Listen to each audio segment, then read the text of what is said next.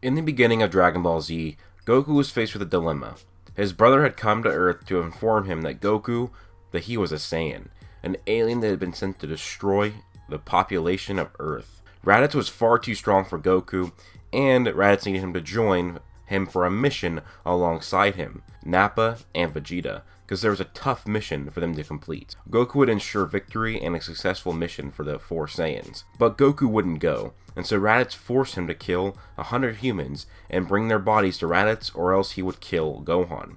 Of course, Goku's a good guy, and he decided to team up with Piccolo and get his son back. But what if Goku had followed Raditz's commands and left with Raditz to go help the other Saiyan? How would this have gone, and how would this change the story? So I'm actually going to be taking a classic take of mine for my old style of what-ifs. See, a lot of the what-ifs I've done recently haven't really been narrative or story-driven, just talking about hypotheticals. I used to provide a narrative primarily for the story, and consisted of primarily theory, but also added my own fan fictions towards my what-ifs. So I'm going to be probably returning to these styles of what-ifs mostly, and if you do enjoy this video, guys, then please do leave a like and subscribe, as well as turn on notifications to be notified every time I upload a Dragon Ball video. With that being said, let's just get into the what-if.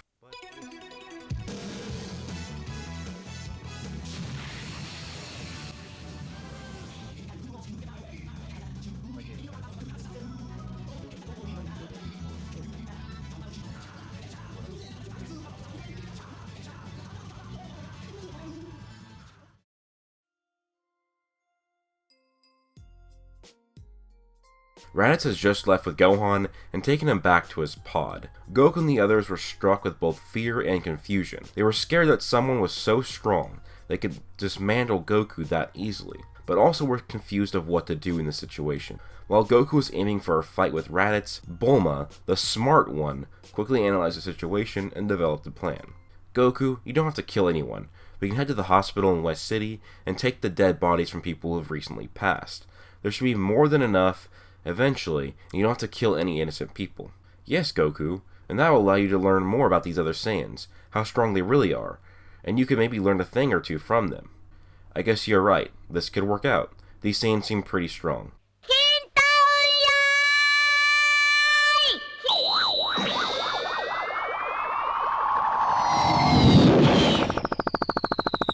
Goku's cloud rushed towards him, and Bulma went with Goku, holding on to him as Kinto-un flew to the hospital. They had to make it a smooth operation, but Goku's superior advanced combat speed, with that he was able to take corpse after corpse without getting caught. Although the medical professionals were starting to wonder where all the missing corpses went. Goku, we only have 13 so far. This is going to take so long.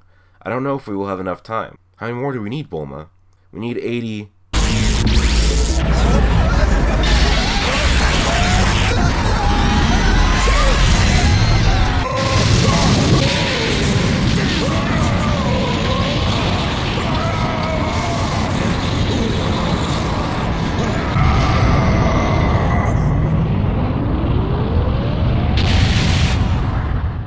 A massive explosion erupted in the city.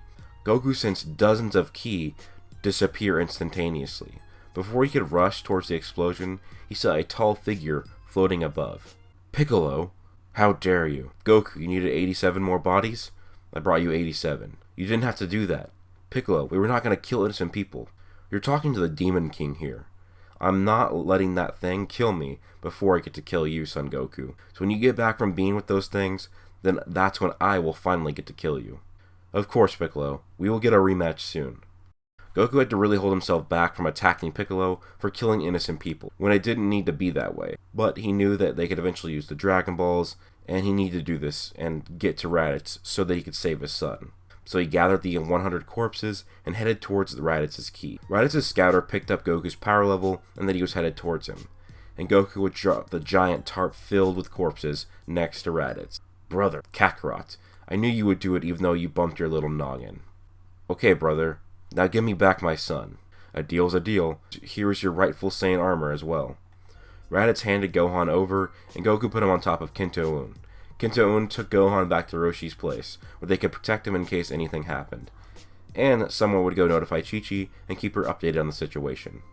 I don't really like this armor. I prefer my gi. This is the second step of proving your worth to the remaining Saiyans. Goku folded and took off his gi and put on the Saiyan armor. The two crammed into the Saiyan pod and headed off to meet the other two Saiyans, Nappa and Vegeta. Meanwhile, Krillin, Roshi, Bulma, and Piccolo were talking on the island. They tried to figure out what to do while Goku is gone with the other Saiyans. I'll be taking the little one to train. To hell you will. Goku's a Saiyan. Saiyans are far stronger than humans, so this little squirt probably has a whole hell of a lot of potential inside of him. If we are to deal with multiple Saiyans, then we're going to need at least one on our side. Or at least half of one. But his mother, Chi-Chi, I'm sure you can tell her something to make her understand. In the meantime, we must go. Piccolo would grab Gohan, and they would head off to do training. This training would be pretty much go exactly like it did in actual Dragon Ball Z, where the majority of the first part of the training is just Gohan learning to live off the land. Then eventually, Piccolo would teach him actual martial arts and how to fight, and ki control, and all of that. Meanwhile, the other martial artists like Krillin, Master Roshi, Tien, and even Yamcha all would begin training as well, preparing for a return of the Saiyans. So this would kind of go similar to how after Raditz was defeated. Everybody's just training now, preparing for the Saiyans to come, but they don't really know what's going to happen yet because Goku is going with them, but they expect him to return with Goku when they're done. Hey Vegeta, Raditz and Kakarot should be here any second. Finally, we waited too long for this. We probably could have raided this planet without Raditz or Kakarot. I don't know why we would wait so long for this. The pod landed, and the two Saiyan brothers crept out and walked toward their superiors. Power level 320? He's even weaker than Raditz. What a pathetic excuse for a Saiyan. Hey, I'm Goku, as he extends his hand out towards Nappa and Vegeta. Both of the Saiyans scoff at him. Raditz, are you sure you got the right guy? This isn't a Saiyan. No tail, power level far below 1,000. He was sent to a planet with 1/10 the gravity of our own.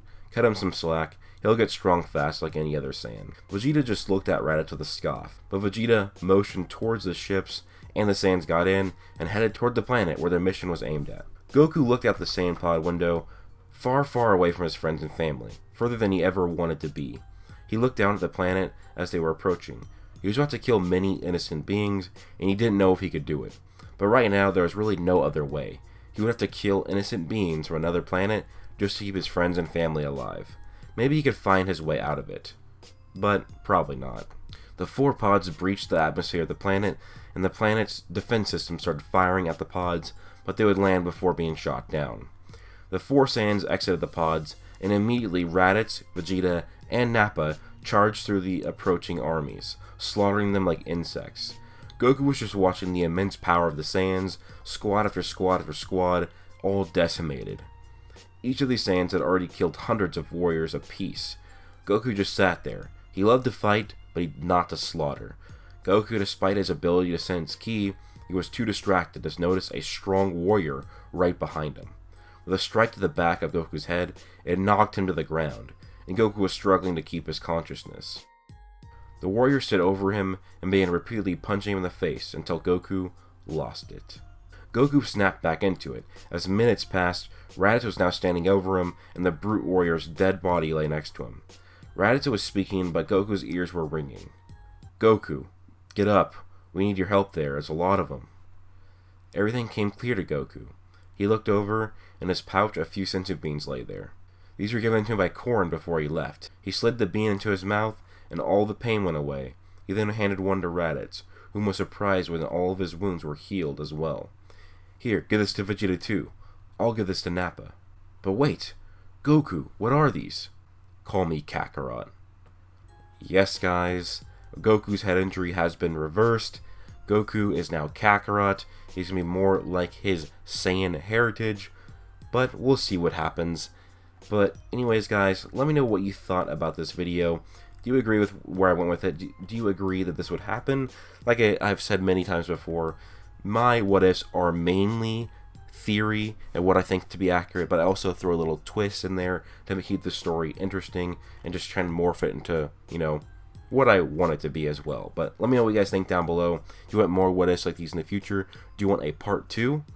Let me know, guys. Please do leave a like, comment, and subscribe. And also join my Discord and follow me on Twitter. Hope you guys all have an amazing day. Peace out.